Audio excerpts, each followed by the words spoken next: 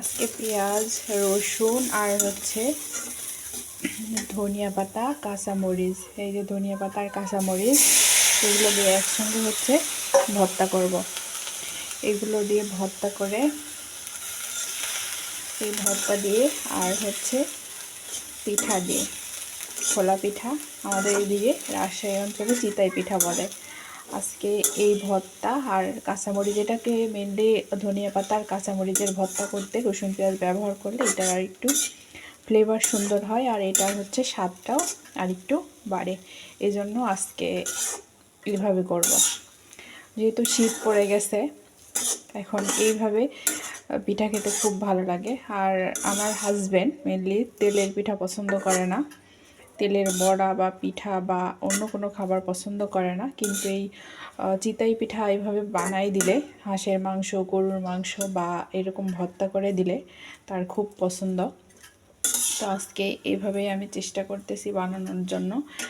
এখানে হচ্ছে এই যে আটা রেডি করে রাখছি, এখন এটা হচ্ছে গুলবো, গুলে বানানো শুরু করব।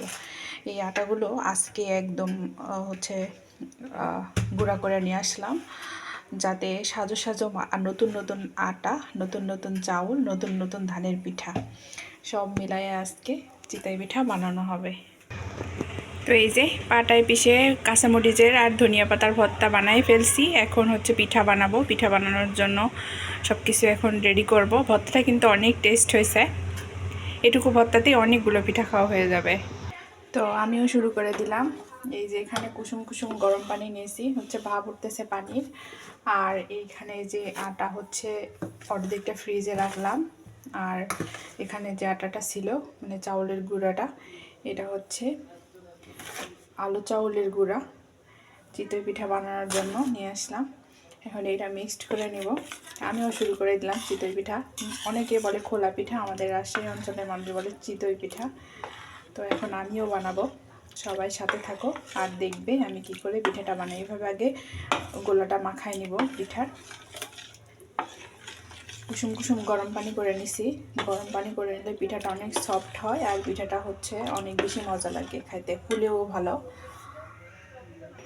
এই যে ডোটা রেডি করে ফেলছি পিঠার, চিতই পিঠার ডো কি সুন্দর হয়েছে। হ্যাঁ, একদম সাদা, যেমন আটাটা যেমন সুন্দর ছিল একদম ফকফকা সাদা, আবার ডোটা করছি, ডোটাও অনেক সুন্দর হচ্ছে। এটা দিয়ে তেলের পিঠা হতো, বাট তেলের পিঠা পছন্দ করে না হাজব্যান্ড, ওই জন্য চিতই পিঠা বানানো লাগতেছে। আমার যখন আবার তেলের পিঠা খেতে মন চাবে তখন আবার তেলের পিঠা বানাবো। আজকে চিতই পিঠা বানাই, যেহেতু ভর্তা করা হয়ে গেছে। ওইদিকে খোলাও রেডি হয়ে গেছে। মাশাআল্লাহ, এই যে বিসমিল্লাহ বলে পিঠা একটা দিছি, দেখা যাক কেমন হয়। আর পিঠার ডো অনেকটা হচ্ছে সুন্দর হয়েছে। আমার পিঠার এই ডো ইয়েটা সুন্দর হলে, ঘোলাটা সুন্দর হলে, ডো বলছি, ঘোলাটা সুন্দর হলে পিঠা বানাতে সেই ভালো লাগে, সেই লেভেলের ভালো লাগে। তেলের পিঠা আর হচ্ছে এই চিতই পিঠা, ডো যদি সুন্দর হয় তাহলে পিঠাও সুন্দর হয়। আবার ডো বলছি মানে গোলা যদি সুন্দর। মাশাআল্লাহ, দেখাই পিঠা কি সুন্দর ফুলে একদম কি সুন্দর হয়েছে। আমার এই কড়াইটা এত ভালো, এই কড়াইটাতে যে পিঠাটা বানাতে লাগে, মানে রুটি পিঠা বলে চিতই পিঠা বলে, বিশেষ করে চিতই পিঠাটা এত সুন্দর হয় একদম। এই যে দেখাই জুম করে, একদম ফুলে টুসটুসে হয়েছে। আমার এত ভালো লাগে এই পিঠাগুলো বানাতে। তো অনেক পিঠা হবে কারণ অনেকটা ডো মাখাই নিছি।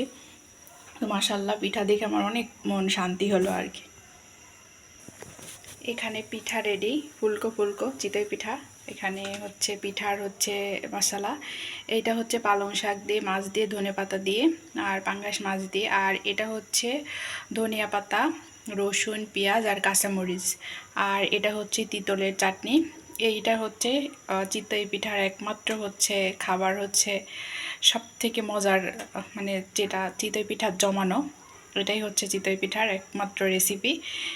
এর ওপরে আর কোনো রেসিপি হয় বলে আমার জানা নাই। তো আজকে এটাই ছিল আমার বরের জন্য। তো সবাই দোয়া করবে শীতের শুরুতে এরকম এরকম মজার মজার পিঠা যেন আরও বানায় খাওয়াইতে পারি। ভালো থাকি, সুস্থ থাকি, সবাই ভালো থাকবে। আল্লাহ হাফেজ।